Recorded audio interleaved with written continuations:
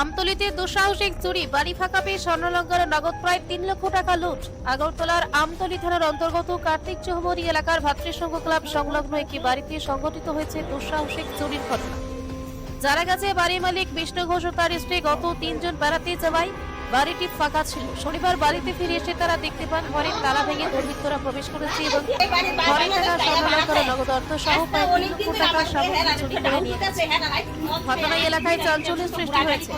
এ বিষয়ে শম্পা ঘোষ আমতলী থানায় লিখিত অভিযোগ দায়ের করেছেন। তদন্ত শুরু করেছে। জড়িতদের শনাক্ত ক্যামেরা কি এলাও নাই? আমার কইতাছে তো তাই না, আমার করতাম তুমি কি দাও? 3,55,000 টাকা, 5 জোড়া কানের, একটা আংটি, একটা গলার চেন স্বর্ণের, 2টা রূপার গলার, 3-4 জোড়া হাতের পাড়া বাচ্চার, আর বাচ্চার গলার রূপার গলার চেন, একটা সিঁদুরের কৌটা রূপার, আর টুকটাক জিনিস আসলো, অতটা কিন্তু মনে থাকে না। আপনার বাড়িটা কোন জায়গায়? বাড়িটা হয়েছে আমি ভাড়া থাই এন হাপান আর এই কার্তিক চৌমুহনী মাতৃসংঘ ক্লাবের লগে। কটার দিকে হয়েছে ঘটনা? কইতে তো পারি না, আমি বাড়িতে আসলাম না, আমি বেড়াইতাম গেছিলাম।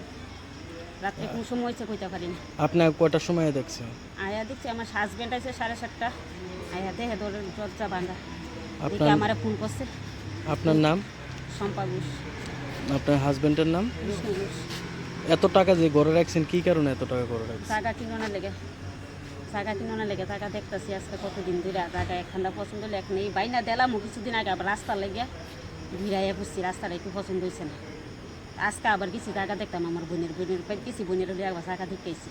আর যে কিছুদিনের ভিতরে একটু জায়গা কিনা দরকার বলে একটা টিন কুন্দা বেড়া দিল, তামুকা ভাড়া থাকতে আর ভালো লাগতেছে না। 2,000 টাকা ভাড়া কষ্ট হইতেছে।